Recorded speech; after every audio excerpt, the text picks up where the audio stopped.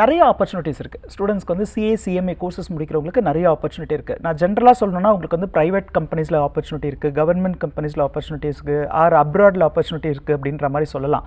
ஆனால் இதை ரொம்ப ஸ்பெசிஃபிக்காக பேசணும் அப்படின்னு சொன்னால், எப்படி வந்து ஒரு 1000 பேருக்கு ஒரு மருத்துவருடைய தேவை இருக்குது அப்படின்னு சொல்கிறாங்களோ ஸ்டாட்டிஸ்டிக்ஸில், அதே மாதிரி தான் எத்தனை வணிக நிறுவனங்கள் இருக்குது, ஸோ அவங்க வந்து அவங்களுக்கு எத்தனை சார்ட்டர்ட் அக்கௌண்டன்ஸ் தேவை அப்படின்றதுல தான் இந்த படிப்புடைய முக்கியத்துவமே இருக்குது.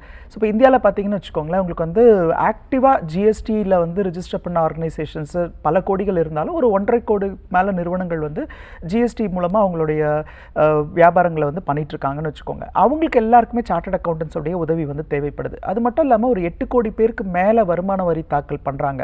அதில் பார்த்தீங்கன்னா ஒரு குறிப்பிட்ட அளவுக்கு மேலே வருமானம் ஈட்டும் நிறுவனங்களாக இருந்தால் அவங்களுடைய ஃபைனான்ஷியல் ஸ்டேட்மெண்ட்ஸை வந்து கட்டாயமாக ஒரு சார்ட்டர்ட் அக்கௌண்டன்ட் வந்து சர்டிஃபை பண்ணணுன்ற மாதிரி இருக்குது. ஸோ இப்போ இந்த ஜிஎஸ்டியில் பிஸ்னஸ் பண்ணிட்டு இருக்கவங்களும் சரி, இல்லை இன்கம் டேக்ஸில் வந்து டாக்ஸ் பேயராக இருக்கிறவங்களும் சரி, அதற்கு அப்பாற்பட்டு இந்த லேபர் கம்ப்ளைன்சஸ் பார்த்துக்கிறதுக்காக இருந்தாலும் சரி, ஒரு நிறுவனம் வந்து வங்கிகள் மூலமாக கடன் பெறுவதாக இருந்தாலும் சரி, ஒரு 10 லட்ச ரூபாய் வங்கி கடன் பெறுவதாக இருந்தால் கூட ஒரு வியாபார நிறுவனமாக இருந்தால் அவங்க கேட்குற ஒரு பிஸ்னஸ் லோனுக்கு வந்து கட்டாயமாக அவங்களோட ஃபைனான்ஷியல் ஸ்டேட்மெண்ட்ஸை ஒரு சார்ட்டர்ட் அக்கௌண்டன்ட் சைன் பண்ணுற மாதிரி இருக்குது. ஸோ இத்தனை வேலைகள் செய்யறதுக்கு வந்து ஒரு சார்ட்டர்ட் அக்கௌண்டன்ட் தேவைப்படுறாங்கன்னா இந்தியாவில் 1949 இந்த படிப்புகள் இருக்குது. இப்போ வரைக்குமே ஒரு 3 லட்சம் சார்ட்டர்ட் அக்கௌண்டன்ட்ஸ் தான் இந்த படிப்புகளை முடித்தவங்க தான் இருக்காங்க. அண்ட் ப்ராக்டிஸ் பண்ணுறவங்களோட எண்ணிக்கை குறைவாக இருக்குது. நிறைய பேர் வந்து அப்ராடில் இருக்காங்க. ஸோ அப்படி இருக்கும்பொழுது டிமாண்ட் வந்து அதிகமாக இருக்குது. ஸோ இப்போ வந்து ஒரு 5 லட்சம் 10 லட்சம் சார்ட்டர்ட் அக்கௌண்டன்ட்ஸ் இந்த படிப்பை முடிச்சுட்டு வெளியில் வந்தால் கூட அவங்களுக்கான ஆப்பர்ச்சுனிட்டிஸ் வந்து இருக்குது. இந்த ஒவ்வொரு நிறுவனங்களுடைய வளர்ச்சியுமே வந்து அந்த அவங்களுடைய அக்கௌண்டிங், அவங்களுடைய ஆடிட்டிங், அவங்களுடைய டாக்ஸ் சம்மந்தப்பட்ட விஷயங்களில் வந்து அவங்க ப்ரொசீஜரில் ஃபாலோ பண்ண வேண்டிய மெஷர்ஸில் தான் இருக்குது. அதை என்ஷூர் பண்ண போகிறவங்க தான் chartered accountants or cost and management accountants.